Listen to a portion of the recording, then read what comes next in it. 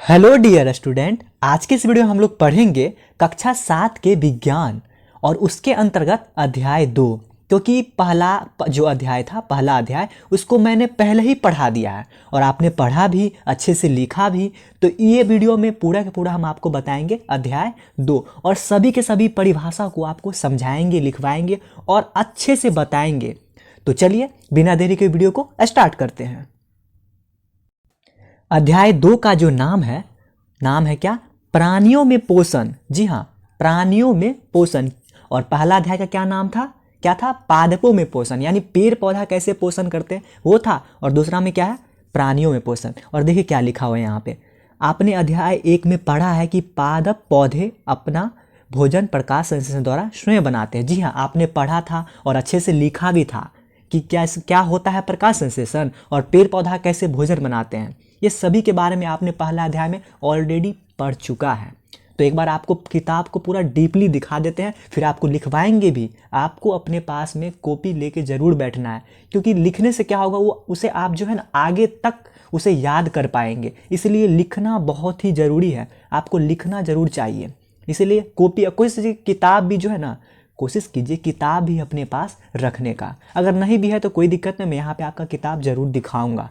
Okay, तो आप किताब अपने पास एक बार देखिए किस तरह का किताब है आपका। ये भी किताब ही है, पूरा डीपली आपको दिखा रहे हैं हम।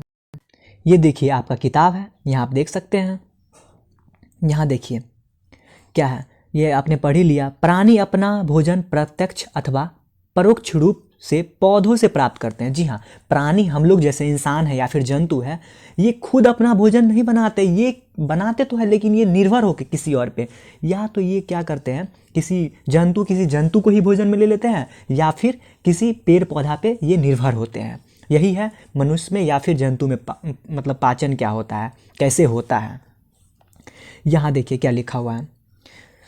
प्राणियों के पोषण में पोषक तत्वों की आवश्यकता, आहार के अंतर्ग्रहण, भोजन ग्रहण करने की विधि और शरीर में इसके उपयोग की विधि सम्मिलित है। यानी कि इसका कहने का मतलब क्या है कि प्राणी जो है ये अंतर्ग्रहण भोजन को करते हैं और इनका जो उपयोग विभिन्न मतलब प्रकार से किया जाता है। ये लिखा हुआ है यहाँ पे। प्राणी में पोषण कैसे होता है, पोषक तत्व क्या होता है पता है? पोषक जिनको हम लोग भोजन के रूप में लेते हैं ना, उसे ही पोषक तत्व कहा जाता है। और अंतर्ग्रहण का मतलब आप एक बार समझ लीजिए, भोजन जो हम लोग मुंह के द्वारा अंदर लेते हैं ना, इसको क्या कहा जाता है? इसको अंतर्ग्रहण कहा जाता है। क्या कहा जाता है? अंतर्ग्रहण कहा जाता है। आपने समझ गया होगा अंतर्ग्रहण। ओके, आगे चलते हैं। यहाँ एक देखिए, कार्बोहाइड्रेट जैसे कुछ संगठक जटिल पदार्थ हैं। अनेक जंतु इन जटिल पदार्थों का उपयोग सीधे इसी रूप में नहीं कर सकते हैं, अतः इन्हें सरल पदार्थों में बदलना आवश्यक है, जैसा कि निम्न आरेखों द्वारा दर्शाया गया है। जटिल खाद्य पदार्थों का सरल पदार्थों में, यहाँ देखिए किस तरह से जटिल पदार्थ होता है और कैसे सरल बना दिया जाता है। इसको तोड़ तोड़ करके एक जगह जमा कर दिया जाता है ना, तो क्या बन जाता है? ये सरल बन जाता है। जटिल मतलब क्या होता है ये पहले समझिए। जटिल का मतलब होता है बहुत ही, क्या कह सकते हैं, बहुत ही बड़ा, बहुत ही, जिसे आप आसानी से नहीं उसे तोड़ सकते हैं, उसे कहा जाता है जटिल। और सरल का मतलब क्या होता है? एकदम आसान। समझ गए आप?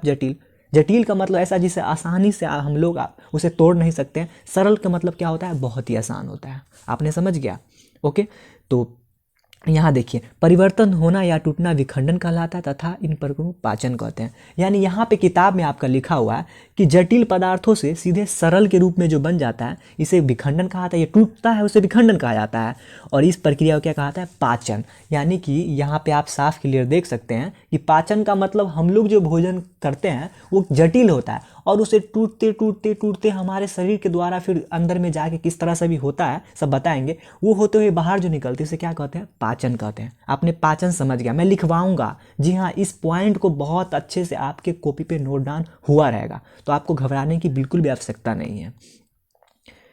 यहाँ देखिए, खाद्य मतलब कि जो भोजन होता है, अंतर्ग्रहण की विभिन्न विधियाँ मतलब क्या क्या विधियाँ हैं जो मनुष्य जो होते हैं या जंतु होते हैं कैसे कैसे खाद्य को अंतर्ग्रहण करते हैं। अंतर्ग्रहण आपने समझ ही लिया था किस तरह से। अंतर्ग्रहण का मतलब भोजन जो हम मुंह से अंदर लेते हैं ना, वही अंतर्ग्रहण होता है। उदाहरण के तौर पर देखिए क्या है, भोजन के अंतर्ग्रहण की विधि विभिन्न जीवों में भिन्न भिन्न होते हैं। बिल्कुल सही, जैसे कि एग्जाम्पल में ले लीजिए, मधुमक्खी एवं मरमर पक्षी जिसे हमिंग बर्ड कहा जाता है, पौधों का मकरंद चूसते हैं, यानी कि वो फूल पे जाके क्या करते हैं, फूलों को चूसते रहते हैं। तो उनका कुछ अलग तरीका, हम लोग कुछ अलग तरीका से खाते हैं। यही अंतर ग्रहण करने का क्या है, विधि अलग अलग है, बस यही है। और यहाँ एक देखिए स्टार फिश के बारे में कुछ लिखा हुआ है। स्टार फिश देखिए कितना अच्छा, जिसको तारा मछली कहा जाता है, यही स्टार फिश है। गौर से देख लीजिए, ये इसे आप अलग से देखना चाहे तो आप देख सकते हैं, लेकिन इसे देखिए कितना बहुत अच्छा लगता है। समुद्र में ये दिख रहा है ना, इससे भी बेहतर होता है ये स्टार फिश है। कैल्शियम कार्बोनेट के कठोर कवच वाले जंतुओं का आहार करती है। जी हाँ, ये देखिए है फिश, स्टार फिश दिखने में लग रहा है सजीव है, ये भी किसी जीव को ही क्या करते हैं, भोजन के रूप में लेती है। कठोर कवच वाले जीव को कवच खोलने के बाद यह अपने मुख से अपना आमाशय बाहर निकालती है। मतलब ये क्या करती है, अब आमाशय खुद ही बाहर निकाल देती है। मतलब इनका कुछ अलग ही तरीका है भोजन करने का, ये आमाशय ही बाहर निकाल देती है। तथा जंतु के कोमल भागों को खाती है, कोमल जो होता है एकदम, उसे ही अपने भोजन के रूप में लेती है। आमाशय वापस शरीर में चला जाता है तथा आहार धीरे धीरे क्या है, पचता है। देखिए स्टार फिश का कैसे भोजन होता है, समझ गए, ये अपना आमाशय ही बाहर कर देते हैं। समझ गया आपने। अब यहाँ से शुरू होता है कि मानव में आखिर पाचन होता कैसे है, मानव में पाचन कैसे होता है। देखिए सबसे पहला जो मानव में पाचन, यहाँ तस्वीरों से आप समझ सकते हैं। सबसे पहला क्या है, मानव पाचन में सबसे पहले कहाँ हम लोग भोजन लेते हैं, मुख गुहिका में लेते हैं। मुख गुहिका से सीधे देखिए यहाँ पे क्या लगा हुआ है, लाला ग्रंथि लगा हुआ है। इनका भी कुछ न कुछ कार्य है, लेकिन आप इतना समझिए पहले भोजन मुख गुहिका में जाता है। उसके बाद ये जो पाइप दिख रहा है ना, पाइप को कहा जाता है ग्रास नली या फिर ग्रसिका। क्या, ग्रसिका, क्या कहा था, ग्रसिका। यानी मुख गुहिका से भोजन जाता है और ग्रास नली होते हुए सीधे कहाँ पहुँच रहा है, सीधे पहुँच रहा है ये अमाशय में। ये जो थैलीनुमा दिख रहा है ना, जे आकार का, ये क्या है, ये है अमाशय है। जे आकार का क्या है, अमाशय में, सभी को लिखवाऊंगा अभी। ये क्या है, अमाशय है। और अमाशय होते हुए देखिए, अमाशय होते हुए कहाँ आता है, सीधे सीधे कहाँ आता है, छोटी आंत। ये जो देख रहे हैं ना ऐसे छोटी आंत, और छोटी आंत से ऐसे करते करते करते करते ऐसे जाके कहाँ चला आता है, बड़ी आंत है ये क्या है, बड़ी आंत। और बड़ी आंत में मलाशय होते हुए गुदा से बाहर चला आता है। यानी आपने शॉर्टकट में समझ गया कि भोजन कहाँ से कहाँ तक जाता है। यानी मुख गुहिका से लेके मलाशय द्वारा जो निकल रहा है भोजन, ये जो बीच में प्रक्रिया होता है, इसी को कहा जाता है मानव में पाचन। अभी मैं लिखवाऊंगा आपको। और कौन कौन सा अंग इसमें भागीदार है, या फिर कौन कौन सा भाग इसमें होता है, जिसे आहार नाल कहा जाता है। उसका नाम तो देख ही रहे, मुख गुहिका, ग्रास नली जिसको ग्रसिका भी कहा जाता है, अमाशय क्या है, क्षुद्रांत्र क्या है, क्षुद्रांत जिसको छोटी आंत कहते हैं, बृहद्रांत जिसको क्या कहा जाता है, बड़ी आंत, और लास्ट में क्या है, मलद्वार या फिर गुदा। ये होता है। आपको कुछ कॉपी पे पॉइंट लिखना है, जो मैं अभी लिखवा रहा हूँ, लिखिए आप। यहाँ देखिए आपके कॉपी में जो पहला लाइन होना चाहिए वो क्या होना चाहिए कि पाचन, पाचन कहते हैं किसको, जी हाँ लिखिए अपने कॉपी में कि मानव में जटिल खाद्य पदार्थों से सरल पदार्थों में परिवर्तन की प्रक्रिया को क्या कहते हैं, पाचन कहते हैं। आपने भी जस्ट अपने ही किताब में, वो आप ही का किताब था उसमें देखा था, मैंने उसको ही यहाँ पे ले आया। मैं इसलिए ये लिखवा रहा हूँ ना, क्योंकि ये आपको आगे तक याद रहे। आपके कॉपी पे नोट डाउन रहेगा ना, किताब कहीं भी रहे लेकिन कॉपी आपके पास रहेगा, उसे आप देखिएगा तुरंत रिकॉल कर लीजिएगा। तो ये आपके कॉपी में पहला लाइन ये होना चाहिए। क्या होना चाहिए, पाचन। मानव में जटिल खाद्य पदार्थों से सरल पदार्थों में परिवर्तन की प्रक्रिया क्या कहते हैं, पाचन कहते हैं। आपने समझ गया कि पाचन कहते हैं किसको। और देखिए पाचन में कौन कौन सा अंग भागीदार है, या फिर कौन सा भाग होता है पाचन में, जिसको आहार नाल कहा जाता है। ये सभी जो है ना, जैसे देखिए पहला का नाम क्या है, ये आपको लिखना है, ये भी लिखना है, ये लिखना है मनुष्य का पाचन का भाग, और ये लिखना है, ये सभी 1 2 3 4 5 6 जो है सभी लिखना है। पहला अंग क्या है, मुख गुहिका। दूसरा क्या है, ग्रास नली जिसको क्या कहा जाता है, ग्रसिका कहा जाता है। तीसरा क्या है, अमाशय। चौथा क्या है, क्षुद्रांत जिसको छोटी आंत का। आपको अगर क्षुद्रांत नहीं बोल रहा है तो छोटी आंत बोल दीजिए, कोई दिक्कत नहीं है। और क्या कहा था, मतलब शुद्ध हिंदी में जो है ना क्षुद्रांत कहा जाता है। और पांचवा क्या है, बृहदांत्र। क्या है, बृहदांत जिसको बड़ी आंत कहा जाता है। आपने समझ गया। और छठा क्या है, मलद्वार जिसको गुदा भी कहते हैं। यानी अगर आपसे कोई पूछे कि आहार नाल में कौन कौन से अंग भागीदार हैं, कौन कौन से भाग होते हैं आहार नाल का, जिसे आहार नाल कहते हैं किसको, तो आप सीधा बोलिएगा कि मुख गुहिका, ग्रास नली, अमाशय, छोटी आंत, बड़ी आंत और मलद्वार के सम्मिलित भाग को क्या कहते हैं, आहार नाल कहते हैं। यानी आपने पक्का आपको इसे समझा दीजिएगा। अगर आपसे कोई पूछे तो तुरंत जवाब दीजिएगा, आहार नाल होता है क्या है, आपने फटफट बता दीजिएगा क्या बोलना है। मुख गुहिका, ग्रास नली, अमाशय, छोटी आंत, बड़ी आंत और मलद्वार। आपने समझ गया। और यहाँ आप देख भी सकते हैं तस्वीर में, कितना अच्छा से दिख भी रहा है कि कैसे है, मुख गुहिका है। एक देखिए लाला ग्रंथि है, ये ग्रंथि इन्वॉल्व है, ये इसका भी कुछ ना कुछ कार्य होता है। यहाँ पे देखिए छोटा सा दिख रहा है ना, इसका भी कार्य होता मैं आपको बताऊंगा, लेकिन यहाँ पे अभी ये समझिए कि मुख गुहिका ग्रसिका ये मुख्य भागीदार अंग है, ये मुख्य है, ये मुख्य है, इसलिए मुख्य है क्योंकि इनका काम बहुत ही आवश्यक, मतलब बोलते हैं आहार नाहाल में जो है ना, इनका बहुत बड़ा रोल है, बहुत बड़ा रोल है। और देखिए यहाँ लाला ग्रंथि यकृत अग्नाशय पाचक रस स्रावित करती है, यानी देखिए जब भोजन करते हैं ना तो ये लाला ग्रंथि क्या है, ये सब पाचक रस देते रहते हैं, क्योंकि रस रहेगा तो उससे क्या होगा, भोजन एक जगह से दूसरे जगह तक जाएगा, यही सब रस मतलब क्या करते हैं, स्रावित करते हैं। तो इसे भी नोट डाउन करना, यानी इसे और इसे, ये तीनों को आपको क्या करना है, अपनी कॉपी पे नोट डाउन करना है। जी हाँ, अभी के अभी करना है, वीडियो रोक के कीजिए बट कीजिए ज़रूर, वीडियो रोक के कीजिए लेकिन कीजिए, क्योंकि लिखने से आपको आगे तक याद रहेगा। और दिखाते हैं आपको किताब थोड़ा, यहाँ देखिए जो मैंने बोला ना बस वही है। देखिए आहार नाल क्या है, क्या है, आहार नाल एवं संबंध ग्रंथियां मिलकर क्या कहलाती है, पाचन तंत्र। पाचन तंत्र आपसे अगर कोई पूछे तो क्या आहार नाल के जितने 6 मतलब देखे आपने 6 भाग, वो 6 भाग और ये जो ग्रंथि सब देख रहे हैं छोटे छोटे, ये सब ग्रंथि सब है, ये ग्रंथि क्या कहलाते हैं, सभी मिलके क्या कहलाते हैं, पाचन तंत्र। तो पाचन तंत्र आपने समझ गया, आहार नाल और संबंध के जितने ग्रंथि हैं उसे क्या कहा जाता है, पाचन तंत्र कहा जाता है। और पाचन किसे कहते हैं वो भी मैंने आपको बता दिया। ठीक है, आगे चलते हैं। अब शुरुआत होती है किससे, मुख गुहिका से। मुख गुहिका यानी मुख, जहाँ से हम लोग भोजन लेते हैं ना, अंतर्ग्रहण करते हैं, मैंने आपको स्टार्टिंग में बताया अंतर्ग्रहण क्या होता है, जहाँ से हम लोग भोजन लेते हैं अंतर्ग्रहण करते हैं उसे क्या कहते हैं, मुख गुहिका कहते हैं। आपने समझ गया होगा बहुत अच्छे से।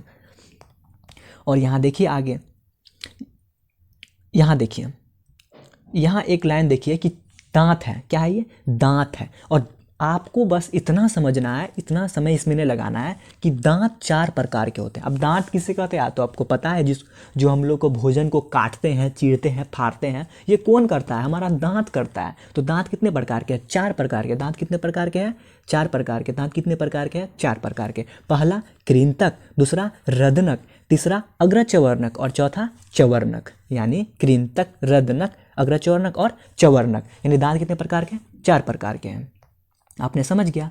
और देखिए सबका कुछ ना कुछ काम है। देखिए कोई पीसेगा तो कोई काटेगा, कोई पूरा चीर फाड़ कर देगा तो कोई पूरा पीस देगा। पहले कोई काटेगा, फिर दूसरा कोई चीर फाड़ करेगा, फिर कोई तीसरा आके पूरा उसे करेगा। मतलब हम लोग इधर से कभी खाते तो कभी इधर से खाते हैं। बस आपको सोचना है माइंड में कि किधर से चिराता है। आप ये मत सोचिए कि कौन कृंतक कैसे चीर देता है, कैसे फाड़ देता है, ये सब आपको नहीं पढ़ना है। बस इतना पढ़ना है कि दांत 4 प्रकार के होते हैं और चारों का अपना एक एक काम है, किसी का पीसना, किसी का काटना, किसी का फाड़ना। ओके, समझ गया आपने। और यहाँ पे एक लाइन लिखा हुआ है, लाला ग्रंथि जो लाला रस को स्रावित करती है, यानी कि लार रस को। आपने सुना होगा ना कि भोजन हम लोग के मुंह में जो लार आते हैं ना, ये लार बहुत ही महत्वपूर्ण है। अगर लार नहीं होगा ना तो हमारा भोजन मुंह से पूरा आमाशय तक नहीं जा पाएगा। तो आपने समझ गया लार क्यों आवश्यक है। इसलिए आवश्यक है क्योंकि ये हमारे भोजन जो मुख गुहिका से लेते हैं वो आमाशय तक पहुंचाने में बहुत मदद करता है। यही तो है लाला रस। तो आपने समझ गया लार रस का कहाँ से स्रावित होते हैं, लाला ग्रंथि से। आपको ये मैं नहीं लिखवाऊंगा लाला ग्रंथि, इसलिए क्योंकि ये छोटा सा लाइन है। लार ग्रंथि से क्या होता है, लार से क्या होता है, हमारे भोजन में क्या होता है, भोजन को पहुंचाने में क्या करता है, मदद करता है। ठीक है, आपने समझ गया।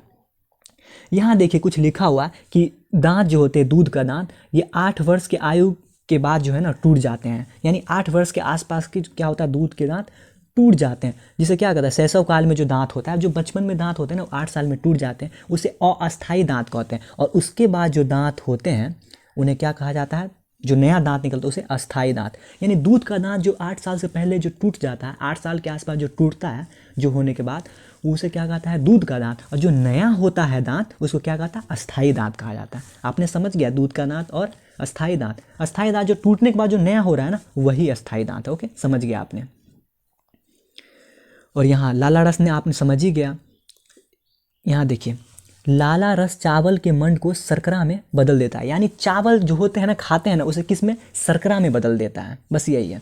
जीभ एक मांसपेशीय अंग है जो पीछे की ओर मुख गुहिका के अधर तल से जुड़ी होती है, इसका अग्रभाग स्वतंत्र होता है और किसी भी दिशा में मुड़ सकती है। जी हाँ, हमारे जीभ किसी भी दिशा में मुड़ सकते हैं। जीभ को गौर से देखिए, देखेंगे आप तो देखे ही होंगे, लेकिन इसमें एक चीज़ आपको नहीं पता होगा कि देखिए साइड में क्या लगा हुआ है। साइड साइड से देखिए, इस साइड का बहुत मतलब है। ये जो साइड का दिख रहा है ना, इसको क्या कहा जाता है? स्वाद कलियाँ। क्या कहा जाता है? स्वाद कलियाँ। जीभ की जो साइड साइड से लगे रहते उसे क्या कहा जाता है? स्वाद कलियाँ। क्या कहा जाता है? स्वाद कलियाँ। क्या कहा जाता है? स्वाद कलियाँ। आपने समझ गया? ठीक है, अभी मैं बताऊंगा स्वाद कलिया का क्या उपयोग होता है। चलिए कुछ कॉपी पे नोट डाउन करते हैं। यहाँ देखिए, मुख गुहिका होता क्या है?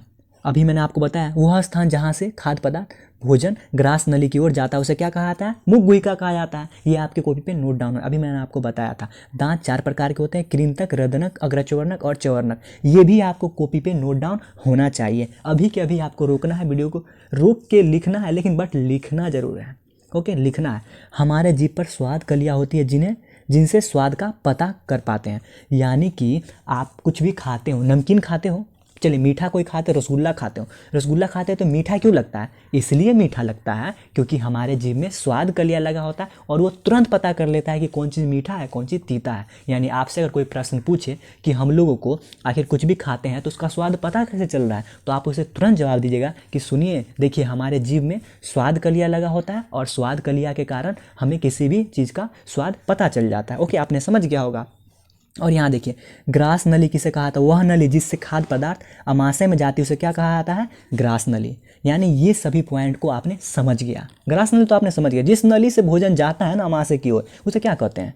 क्या कहते हैं? ग्रास नली कहते हैं, या फिर उसी को ग्रसिका कहते हैं। घबराने की कोई आवश्यकता नहीं है, उसी का नाम ग्रास नली, उसी का नाम ग्रसिका है। आप इस पूरा लाइन को आपको लिखना है, आपको वीडियो को रोक के लिखना है, लेकिन लिखना है। चलिए लिखिए इसको और आपको दिखाते हैं, किताब को दिखाते हैं आपको।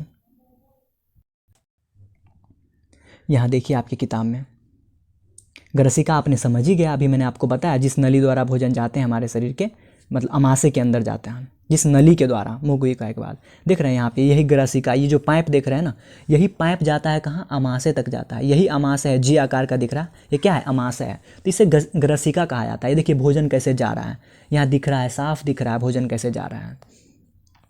और यहाँ देखिए अब नया एक बात क्या आया? अमाशय। मैं एक एक पॉइंट के बारे में लिखवाऊंगा भी और लिखवाया भी। अभी देखिए ना, अभी ग्रास नली के बाद कैसे लिखवा दिए हम, जिसको भोजन नली कहा था, घबराने की आवश्यकता नहीं। भोजन नली, ग्रास नली, ग्रसिका तीनों एक ही नाम है। ओके, समझ गया आपने।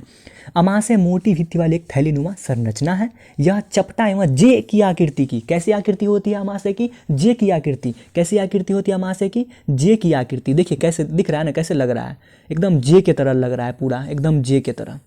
तो क्या है? जे की आकृति की तरह है। ये क्या है फिर? ये अमाशय है। अमाशय है, थैलीनुमा संरचना है, ये चपटा एवं जे की आकृति का होता है तथा आहार नाल का सबसे चौड़ा भाग। एक प्रश्न बनता है कि आहार नाल का सबसे चौड़ा भाग क्या है, तो आप तुरंत जवाब दीजिएगा अमाशय। एक प्रश्न यहाँ से बहुत अच्छा प्रश्न उठा कि आहार नाल का सबसे चौड़ा भाग किसे कहते हैं? तुरंत बोलिएगा अमाशय को कहते हैं। ये क्या है? एक और ग्रास नली से खाद्य प्राप्त करता है। जी हाँ, ग्रास नली से एक ओर से जुड़ा हुआ है ना, यहाँ देखिए ग्रास नली से जुड़ा हुआ है ना एक ओर, यहाँ से देखिए ये ग्रास नली से जुड़ा हुआ है, यही बात लिखा हुआ है यहाँ पे। तथा दूसरी ओर क्षुद्रांत से, मतलब छोटी यहाँ से दूसरी ओर जुड़ा हुआ है। मैंने आपको बात दिखाया भी था तस्वीर में, बड़ा वाला तस्वीर में। और यहाँ देखिए क्या लिखा हुआ है, ये लिखा हुआ है शॉर्टकट में, इसे सीधे समझिए कि मतलब कभी कभी आप जल्दी खाते हैं, जल्दी जब खाते रहते हैं हम लोग, अथवा खाते समय बात करते हैं, आपको खांसी उठती है। जी हाँ, जब हम लोग जलील, इसलिए बोला था कि जलील आपको नहीं खाना चाहिए। और क्या होता है? अथवा घुटन का अनुभव होता है, खाद्य कणों के श्वास नली में मतलब प्रवेश करने के कारण होता है ऐसा। ठीक है, बस यही इसका मतलब है। सीधे समझिए इसका मतलब क्या है। इसका मतलब है कि जैसे कि हम लोग खाना को बोलते हैं ना कि धीरे धीरे खाना चाहिए, और जलीली खाने के कारण क्या होता है? हमारा श्वास नली में भोजन जाने लगता है, जिसके कारण क्या होता है? हमें घुटन महसूस होने लगता है। यही कारण है कि जलीली खाना नहीं खाना चाहिए। श्वास नली अलग है और ग्रास नली अलग है, इसलिए दोनों नली को हम लोग को अलग अलग काम है। श्वास नली के बारे में आप आगे पढ़िएगा, लेकिन यहाँ पे आप पढ़ रहे हैं क्या? ग्रास नली के बारे में। समझ गए आप कि क्या करना है, कि जलीली नहीं खाना है, बस यही लिखा हुआ है इसमें।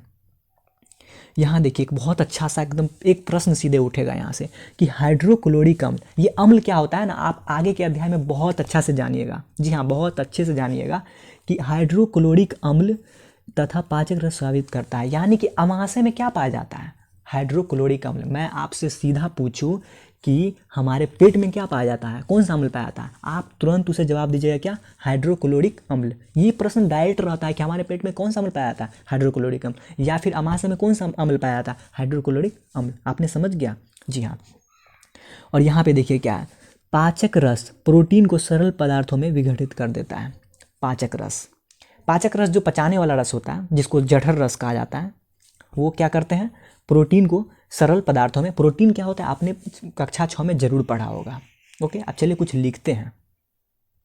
देखिए यहाँ पे आपको सबसे पहले कॉपी में आप लिखना है अमाशय। अमाशय जो आपने देखा, अमाशय होता क्या है, सबसे पहले अमाशय होता क्या है, देखिए एक थैलीनुमा संरचना होती है, बिल्कुल आपने देखा भी, जो चपटा एवं जे आकार की होती है। बिल्कुल मैंने बताया, आहार नाल का सबसे चौड़ा भाग है। ये तो प्रश्न बनेगा ही, देखिएगा एक और क्या है, ग्रसी का, और दूसरी ओर छोटी आंत से जुड़ा होता है। ओके, आपको इसको कॉपी पे नोट डाउन करना है वीडियो रोक के, लेकिन करना है जरूर। उसके बाद क्या है, अमाशय हाइड्रोक्लोरिक अम्ल और जठर रस का स्राव करती है। बिल्कुल, यानी कि अमाशय किसका स्राव करती है, हाइड्रोक्लोरिक अम्ल और जठर रस का, जिसको पाचक रस कहा जाता है। ठीक है, और एक और इसमें नया है जो अभी देखिएगा, उसमें क्या है, छोटी आंत। छोटी आंत क्या होता है, जिसको क्षुद्रांत किसको, उसको कहा मतलब होता क्या है।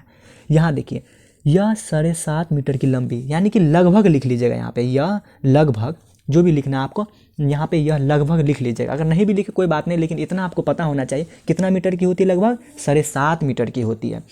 यह यकृत एवं अग्नाशय से स्राव प्राप्त करती है, एक ओर अमाशय और दूसरी ओर बड़ी आंत से जुड़ी होती है। जी हाँ, आपने समझ गया कि ये छोटी आंत जो होती है, एक तरफ क्या होती है, किससे जुड़ी होती है, अमाशय से, और दूसरी ओर किससे जुड़ी होती है, बड़ी आंत से, यानी बीच में होता है। आपने तो जान ही गया था। और लगभग कितने मीटर की होती है, 7.5 मीटर की होती है। छोटी आंत कितने मीटर की होती है, लगभग 7.5 मीटर की। कितने, 7.5, आपको अभी याद कर लेना है कितने मीटर की होती है छोटी आंत, कितने, 7.5 मीटर की होती है। इसे आप तीनों चारों जो तीनों में हैशटैग है सभी को लिखिए, आप अपनी कॉपी में नोट डाउन कीजिए। अब आपको किताब दिखा देते हैं। यानी आपने तो क्षुद्रांत के बारे में, यानी कि छोटी आंत के बारे में लिख ही लिया बहुत अच्छे से, बस यही बात इसमें लिखा हुआ है। यहाँ देखिए, यह पितरस स्रावित करती है, जो एक थैली में संग्रहित होता है, इसे पिताशय कहते हैं। जी हाँ, पिताशय भी इसी के आसपास होता है। और ऊपर में थोड़ा सा एक अच्छा लाइन था, यकृत गहरे लाल भूरे रंग की ग्रंथि है, जो उदर के ऊपरी भाग में दाहिनी यानी कि दक्षिण ओर अवस्थित होती है। यह शरीर की सबसे बड़ी ग्रंथि है। यहाँ से एक प्रश्न और उठा, यानी यहाँ से एक बहुत अच्छा प्रश्न उठा कि मानव शरीर के सबसे बड़ी ग्रंथि का क्या नाम है, हमारे शरीर के सबसे बड़ी ग्रंथि का क्या नाम है। आप तुरंत जवाब दीजिएगा, क्या नाम है उसका, नाम है क्या, क्या है उसका नाम, यकृत। क्या नाम है, यकृत। मानव शरीर की सबसे बड़ी ग्रंथि का क्या नाम है, यकृत। मैंने आपको लिखवाऊंगा आगे, आपको घबराने की आवश्यकता नहीं, मैं लिखवाऊंगा। यानी मानव शरीर के सबसे बड़ी ग्रंथि का क्या नाम है, क्या नाम है, यकृत नाम है। जी हाँ, यकृत नाम है। और एक और अंग है, क्या है उनका नाम है, क्या ग्रंथि है, अग्नाशय हल्के पीले रंग की बड़ी ग्रंथि है अग्नाशय, जो अमाशय के ठीक नीचे से, मतलब अमाशय के थोड़ा सा नीचे क्या है स्थित, अग्नाशय स्थित है। बस अग्नाशय रस है जो क्या है, कार्बोहाइड्रेट्स एवं प्रोटीन पर क्रिया करता है तथा इनको उनके सरल रूप में परिवर्तन कर देता है। बस इनका यही काम है, कार्बोहाइड्रेट प्रोटीन पे क्रिया करता है, उनको सरल रूप में बदलता है। कौन बदलता है, अग्नाशय बदलता है। जी हाँ, इसे लिखवाऊंगा ना मैं यहीं पे बता देता हूँ। अग्नाशय का जो महत्वपूर्ण है ना वही मैं लिखवाता हूँ। और देखिए यहाँ छोटी आंत का क्या क्या काम है, कार्बोहाइड्रेट सरल शर्करा जैसे कि ग्लूकोज में परिवर्तन हो जाते हैं, वसा अम्ल एवं ग्लिसरॉल में, तथा प्रोटीन क्या है, अमीनो अम्ल में परिवर्तन हो जाते हैं। ठीक है, देखिए आप लिख लीजिए जो मैंने बोला ना, उस लाइन को आप यहाँ से लिखिए। देखिए क्या है, मानव शरीर की क्या है, मानव शरीर की सबसे बड़ी ग्रंथि क्या है, यकृत है। मैंने अभी बोला, जो पित्तरस स्राव करती है और पित्तरस पिताशय में संग्रहित रहता है। यहाँ देखिए पिताशय, देखिए कैसे दिख रहा है ना पिताशय, और यहीं पे क्या है, यकृत है। आप गौर से देख पा रहे होंगे तो देखिए यकृत यहीं पे है। देखिए यकृत, ये छोटा सा जो दिख रहा है ना, यही यकृत है, या यही छोटा है लेकिन सबसे बड़ी ये ग्रंथि है। सोचिए देखने में कैसा छोटा है। मानव से सबसे क्या है, बड़ी ग्रंथि क्या है, यकृत है। ये समझ गया। और एक और लाइन लिखना है आपको, छोटी आंत में प्रोटीन अमीनो अम्ल में और वसा अम्ल एवं ग्लिसरॉल, जो मैं आपको भी जस्ट बताया था वही बात है। बस आपको ये लिख लेना आपके कॉपी पे। और देखिए अग्नाशय कार्बोहाइड्रेट और प्रोटीन को सरल रूप में परिवर्तन करता है। अग्नाशय का क्या काम है, समझ गए। देखिए अग्नाशय कहाँ पे है, देखिए ये रहा अग्नाशय, दिख रहा है ना, इनका कुछ ना कुछ काम है, सभी का कुछ ना कुछ काम है। देखिए, जब अगर आपसे कोई प्रश्न पूछे ना कि आहार नाल के अंग का नाम बताने के लिए, आहार नाल के भाग का, तो उसमें अगर आप अग्नाशय नहीं भी बोलेंगे ना तो कोई दिक्कत नहीं। आपको जो 6 नाम मैंने बताया था, 6 जो बताया था, जो मुख गुहिका जो था, ग्रास नली जो था, अमाशय, छोटी आंत बड़ी आंत जो भी था, वो आपको बोलना है, ठीक है। यहाँ ये सब प्रश्न बनाने में बहुत काम आता है। अग्नाशय, अग्नाशय के क्या काम होता है? प्रोटीन को सरल रूप में बदलना, बस यही होता है। और एक होता है, क्या होता है? स्वांगीकरण। क्या है स्वांगीकरण? आपके अपन के कॉपी पे ये लिखा होना चाहिए। स्वांगीकरण छोटी आंत में अवशोषित पदार्थों का स्थानांतरण रुधिर वाहिकाओं द्वारा शरीर के विभिन्न भागों तक जाने की प्रक्रिया क्या कहते हैं? स्वांगीकरण। स्वांगीकरण मतलब क्या होता है मैं आपको बताता हूँ अब बहुत अच्छे डिटेल में। देखिए यहाँ पे एक रुधिर लिखा हुआ है, पता है रुधिर का मतलब क्या होता है? रुधिर का मतलब खून होता है, खून। जी हाँ, रक्त। रुधिर का मतलब खून। और जिस नली द्वारा, जैसे कि नस है ना, नस को क्या कहते हैं? वाहिका। यही है रुधिर वाहिका। जो नस होते हैं हमारे शरीर में उसको क्या कहते हैं? वाहिका।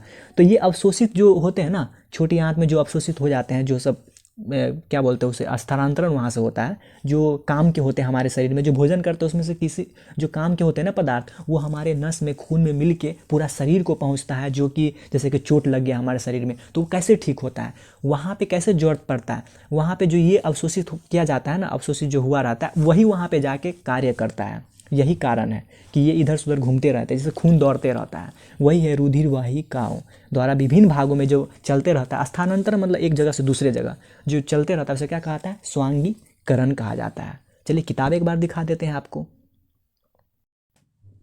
यानी यहाँ एक कहानी दिया हुआ है छोटा सा। एक थे, कोई वैज्ञानिक थे, उनको एक्सीडेंट मतलब हुआ, उसका कहानी बता रहा है कि एक विलक्षण दुर्घटना द्वारा अमाशय की कार्य प्रणाली की खोज हुई। सन 1822 में एलेक्सिस सेंट मार्टिन नामक व्यक्ति गोली लगने के कारण बुरी तरह से घायल हो गया। गोली के वक्त क्षतिग्रस्त हो गया, गोली से वक्त क्षतिग्रस्त हो गया तथा अमाशय में एक छिद्र हो गया। उसने विलियम ब्यूमॉन्ट नामक अमेरिकी सैनिक चिकित्सक के पास ले जाया गया। चिकित्सक ने उसकी जान तो बचा ली, परंतु वह अमाशय का छिद्र भली भांति बंद न कर सका। उन्हें छिद्र की पट्टी से ढक दिया। क्या है? ब्यूमॉन्ट को छिद्र में से अमाशय के अंदर झांकने से दुर्लभ अवसर प्राप्त हुआ। उसने कुछ रोचक परीक्षण किए। उन्होंने देखा कि अमाशय भोजन का मंथन कर रहा है तथा इसकी भित्ति तरल स्रावित हो रही है, अब जो भोजन को पचा सकता है। उसने यह भी देखा कि अमाशय क्षमता से सभी मतलब तभी खुलता है जब अमाशय में भोजन का पाचन पूरा हो जाता है। मतलब एक एक्सीडेंट हुआ ना, तो एक रोगी को लेके जाया गया, तो वहाँ पे जब देखा, उनको तो बचा लिया गया, जब छेद में देखा ना यहाँ से, तो यहाँ से दिख रहा था उसको कि भोजन की प्रक्रिया किस प्रकार से हो रही है। बस यही इसमें लिखा हुआ है। ओके, आपने समझ गया, एक एक्सीडेंट के द्वारा पता चला था। और यहाँ देखिए, आपने पढ़ ही लिया था कि स्वांगीकरण क्या होता है। मैंने अभी बताया आपको बहुत अच्छा से कि स्वांगीकरण का मतलब क्या है। स्थानांतरण जब होता है अवशोषित पदार्थ का, अवशोषित मतलब क्या है? जो चीज़ को अपनी ओर खींचना क्या कहलाता है? अवशोषित कहलाता है, ठीक है। अब क्या है? एक बृहदांत्र। क्या है? बृहदांत्र। क्या है? बृहदांत्र मतलब बड़ी आंत। क्या है? बड़ी आंत। बड़ी आंत कितनी, इसकी लगभग कितनी होती है लंबी? कितनी लंबी? 1.5 मीटर लंबी होती है। यानी कि छोटी आंत, देखिए शब्द कैसे है, छोटी आंत कितना होती है? आपने छोटी आंत बहुत अच्छे से पढ़ा होगा। देखिए छोटी आंत कितना होती है, यहाँ देखिए, यहाँ देखिए 7.5 मीटर दिख रहे हैं ना यहाँ पे देखिए, छोटी आंत 7.5 मीटर और बड़ी आंत कितना है? 1.5 मीटर। यानी मैं आपसे अगर पूछूं कि छोटी आंत बड़ा है कि बड़ी आंत बड़ा है, तो बिल्कुल भी आप इसका जवाब नहीं बोलिएगा कि बड़ी आंत बड़ा है, नहीं, छोटी आंत बड़ा है। कितना बड़ा है? वो लगभग 7.5 मीटर है और ये कितना है? लगभग 1.5 मीटर है। ठीक है, समझ गया आपने। यानी छोटी आंत की बड़ा कि बड़ी आंत बड़ा, तो तुरंत आप बोलिएगा कि हमेशा छोटी आंत बड़ा होता है, बड़ी आंत छोटा होता है, बस यही है। और क्या है बड़ी आंत? क्या होता है बड़ी आंत? क्या होता है? छोटी आंत से मिला हो, मतलब एक भाग उसका किधर होगा? एक भाग होगा छोटी आंत की तरफ और दूसरी भाग किधर होगा? मलद्वार या फिर मलाशय की तरफ होगा। ओके, ये भी आप लिख लीजिए पॉइंट कॉपी में। यहाँ देखिए, आपको अगला अब जो लिखना है कॉपी में, ये देखिए बृहदांत। क्या है? बड़ी आंत जिसको कहते हैं। क्या यह लगभग कितना होता है? 1.5 मीटर लंबी होते हैं।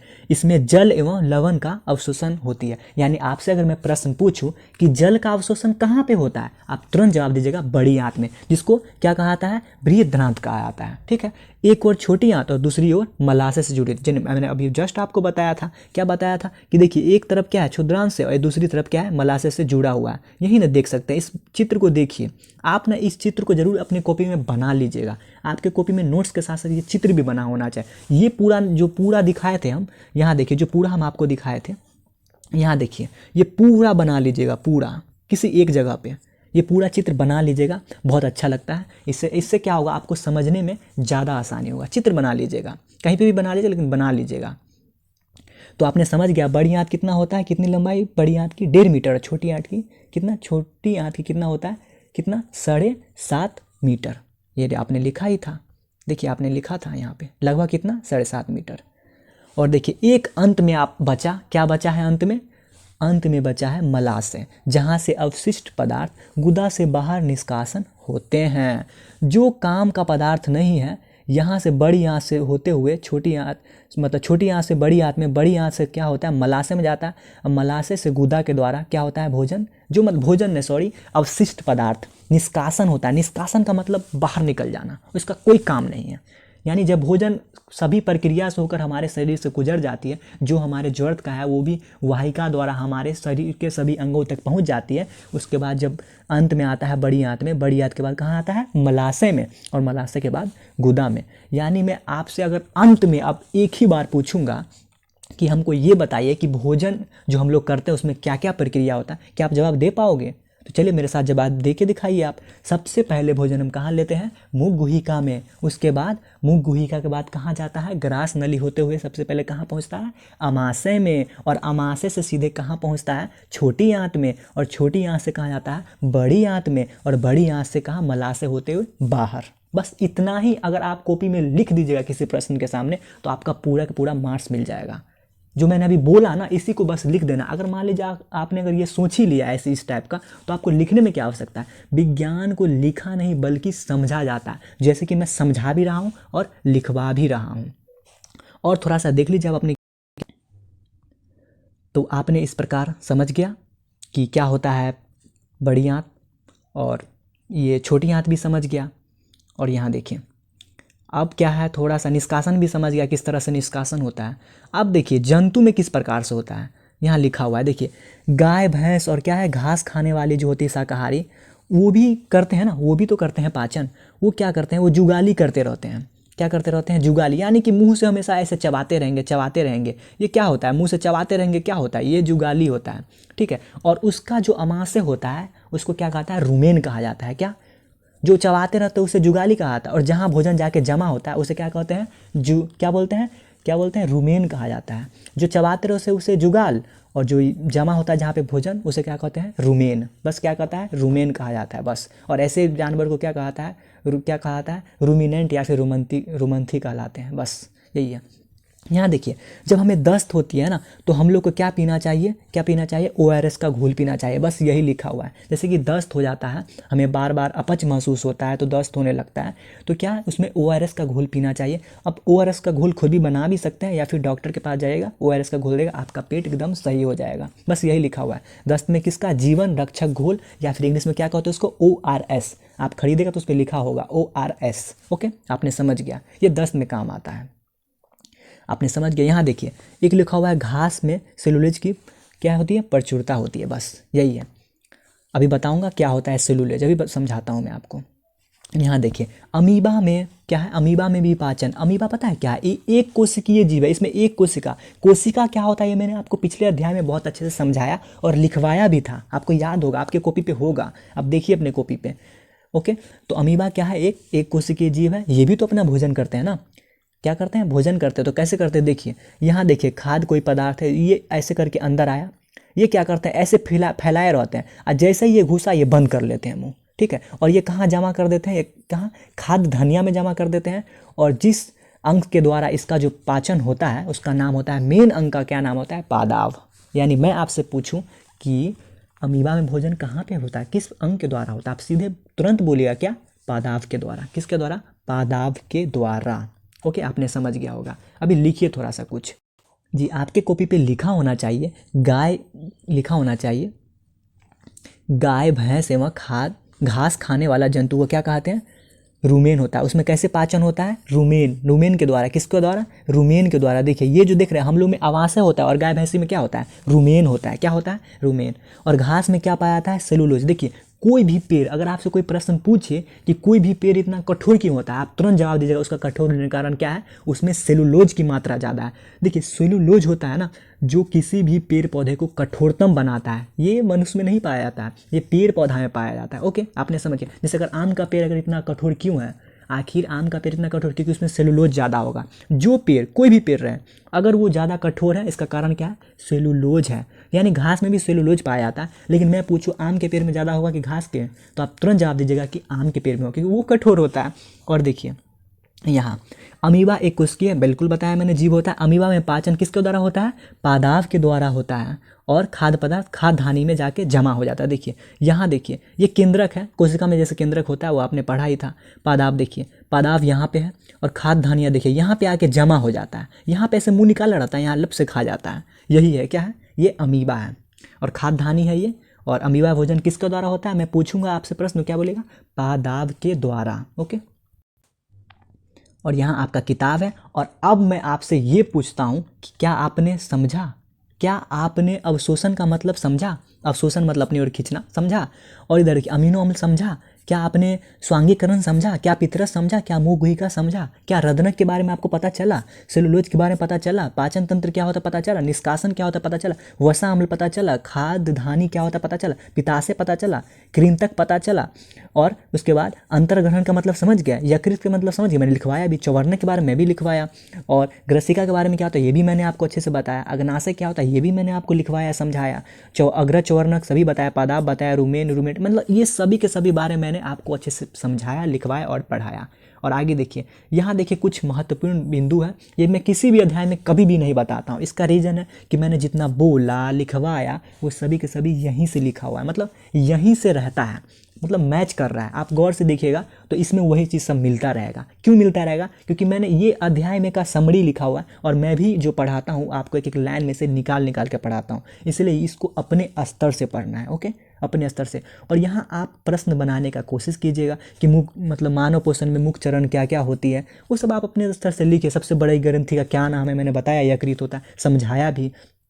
आप अपने स्तर से क्वेश्चन बनाने का कोशिश कीजिए। आप कोशिश कीजिए, पक्का बनेगा। जो मैंने आपको बताया ना वहीं से बनेगा, ठीक है? अगर नहीं बनेगा तो आप ऐसे किताब पलटिए, सीधा उसमें से सीधे लिखना स्टार्ट कर दीजिए, क्योंकि आपको पता चल गया होगा दीर्घ रोम कहाँ पे होता है। ओके, आपने समझ गया एक एक प्रश्न को। आशा करता हूँ ये वीडियो आपको बहुत पसंद आएगा। अगर आपको ये वीडियो बहुत पसंद आया होगा तो हमारे चैनल को सब्सक्राइब कर दीजिए, लाइक कर दीजिए, और इसी तरह की अपडेट पाने के लिए चैनल को सब्सक्राइब हमेशा करके रखिए, और कुछ कमेंट कर दीजिए, मैं समझूंगा कि आपने पढ़ लिया है। ओके, मिलते हैं नेक्स्ट वीडियो में। इसी तरह हमारे चैनल पे बने रहें। ओके, धन्यवाद।